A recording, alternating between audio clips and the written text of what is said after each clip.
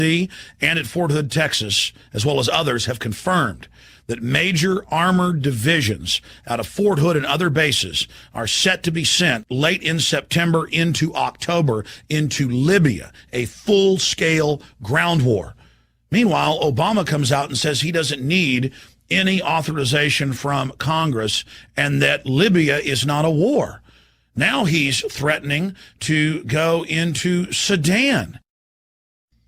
They've got warships off the coast of Syria, and our media and senators are openly calling for war. The Russians are threatening to respond.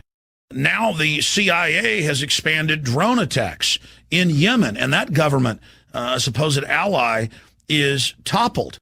The former darling of the establishment, Hosni Mubarak, the 31-year dictator of Egypt, was overthrown by a U.S., British/Europe-backed military coup, and citizens are being arrested en masse. No protest is allowed.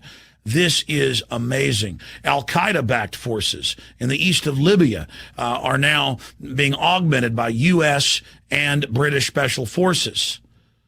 But it doesn't stop there. Pakistan months ago told the United States, stop your thousands of drone attacks.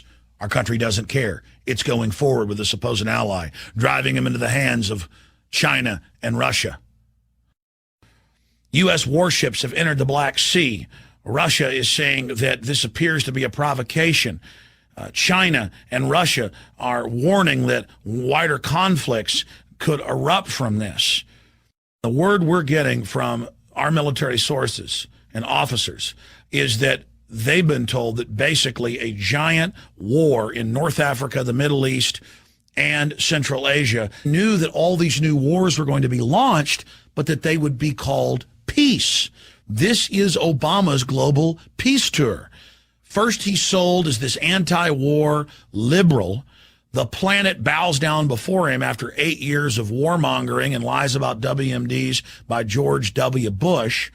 And then Obama launches new conflicts across the globe, but dubs them as humanitarian and bringing peace, and tells the world giant mushroom clouds and huge buildings being blown into pieces is not war. It is humanitarian liberation. And the controlled corporate dinosaur media said, you don't understand. These new wars are not wars. These are kinetic actions. And these are to bring peace. We were told Al-Qaeda were the good guys in the east of Libya going after Muammar Gaddafi.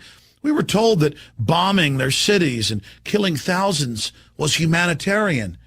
And now we're told that a new peace action needs to be launched against Syria, and U.S. warships are waiting off the coast.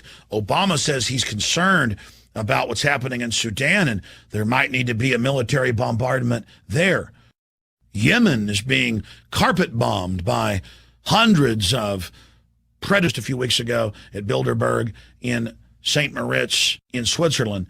Our sources, who've been very accurate in the past, have reported to us that this is part of a global destabilization program that is meant to lead to not just a multi-regional conflict, North Africa, Middle East, Central and South Asia, but to engulf China and Russia in destabilizing color revolutions.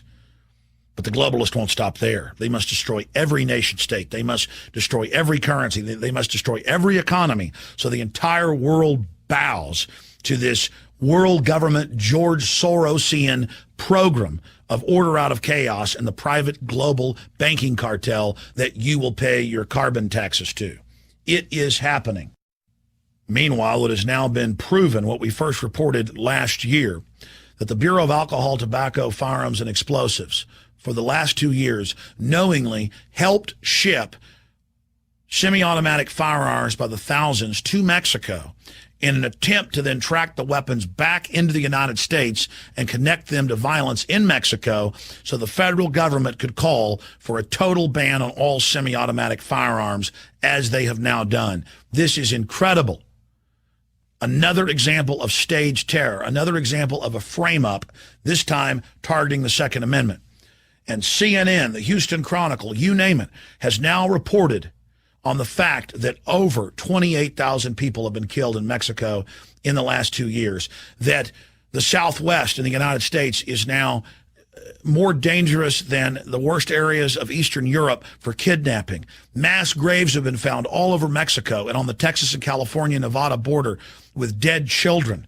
It's now been confirmed that Western-trained, U.S.-trained Los Zetas pull over buses full of Mexican civilians, men, women, and children, rape the women and kill them, kill the old people, and take the teenagers and have them fight to the death in gladiatorial games, a form of trauma-based mind control. They then take the winners and train them as assassins. So understand, more people are dying a year on the Texas-Mexico border than died each year in Vietnam. A true war is going on. A completely collapsed society, a failed state, expanding into the United States, and it's not even on the radar. The media barely reports it. They've got their own giant armored vehicles. It's a full-on war financed by the criminal megabanks that are on record laundering more than $376 billion in just the last few years, are waging a war of drug consolidation, knocking out their competition in Mexico as the Latin American drugs are fed through southern North America.